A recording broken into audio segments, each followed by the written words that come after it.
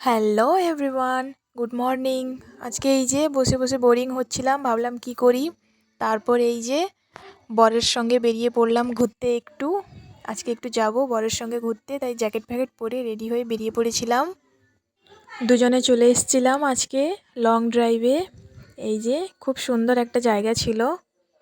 এই জায়গাটা দুজনের খুবই পছন্দের, কেননা এর আগেও এসেছি আমরা। আর দেখতেই পাচ্ছ কেউই নেই, পুরো ব্রিজটা ফাঁকা। আমরা ছিলাম আর দু একজন ছিল। তারপরে একটু দাঁড়ালাম আমরা, দাঁড়িয়ে জায়গাটা একটু দেখলাম। খুব ভালো লাগছিল জায়গাটা। পুরো ব্রিজটাই ফাঁকা, কেউই নেই। তখন প্রায় 3টা সাড়ে 3টা হবে, আর এত রোদও ছিল আর বলার নয়। দেখতেই পাচ্ছ দুজনের অবস্থা পুরো একেবারে রোদে খুবই খারাপ। তবুও যাবই ঘুরতে। তারপরে আবার বেরিয়ে পড়লাম, যাব। এই ব্রিজটা পেরোলেই সাইডে আছে একটা বিচ আছে, ওটাও দুজনের খুবই পছন্দের। ওই বিচটাতে যাব দুজনেই। জাস্ট ওয়েদারটা দেখো, আর তখন সূর্যাস্তের সময়ও হয়ে এসেছিলো। খুব দারুণ লাগছিল। হাজব্যান্ডের সঙ্গে একটা লং ড্রাইভে যাওয়ার খুবই ইচ্ছা ছিল, এই যে পূরণ হয়ে গেল।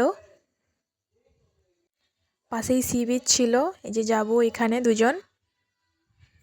বলতে বলতে চলেও এলাম বিচে। এই যে সূর্যাস্ত হচ্ছে।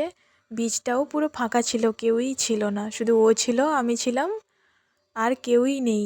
দেখতেই পাচ্ছ পুরো বিচটাই ফাঁকা। আমরা এসছিলাম একটু তাড়াতাড়ি এসছিলাম আমরা। এসে এই যে দুজনে একটু রিলস বানালাম, আমি ও দুজনে রিলস বানিয়ে তারপরে এবার বাড়ি যাব। কেননা বাড়ি থেকে অনেকটা দূরে এসছি, তো তাড়াতাড়ি বাড়িও তো ফিরতে হবে, তাই ঘুরে চলে এলাম তাড়াতাড়ি করে।